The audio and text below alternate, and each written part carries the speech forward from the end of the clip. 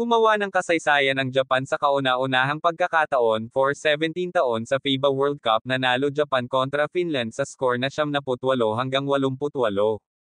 Yan ang pag-uusapan natin sa video na ito, kaya kung bago ka pa lang sa aking channel, baka pwede ipakipindot subscribe button pati na notification bell para palagi ka updated sa mga susunod ko video. Salamat po. Ang Gilas Pilipinas ay naglalaro ng catch-up habang ang Japan ang naging unang Asian team na nanalo sa FIBA World Cup. Nakuha ng Japan ang una nitong panalo sa FIBA World Cup sa loob ng 17 taon at naka-0 sa Paris Olympics berth na nakalaan para sa pinakamataas na pwesto na Asian squad talunin ang malakas na Finland. Asian squad matapos ang nakakagulat na 78-88 panalo laban sa Finland sa Group E sa Okinawa noong Linggo ika-27 ng Agosto. Ang Akatsuki ay naging kauna-unahang bansang Asyano na tumalo sa isang European counterpart mula noong 2006 na edisyon, kung saan natalo ng China ang Slovenia at ang Lebanon ay tinalo ang France. Niranggo ang pinakamababa sa Group E sa world number 36, sumandal ang Japan sa tuloy-tuloy na performance mula sa naturalized player na sina Josh Hawkinson at Yuki Kawamura para sirain ang Utah Jazz star na si Lauri Markkanen at ang No. 24 na Wolfpack. Nagposte si Hawkinson ng monster double-double na 28 points at 19 rebounds habang si Kawamura ay nagpalabas ng 25 points sa 4 of 7 clip mula sa 3-point land na may 9 na assists.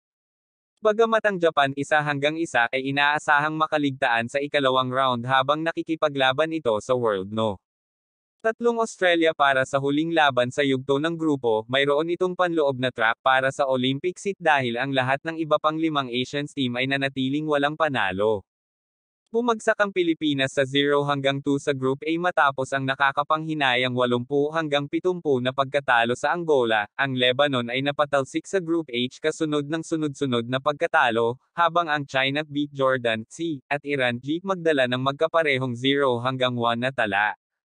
Para kay Gilas Pilipinas head coach Chot Reyes, gayunpaman, dapat silang tumuon sa mga bagay na kontrolado nila, partikular ang kanilang huling group stage game laban sa Italy noong Martes ika-29 ng Agosto.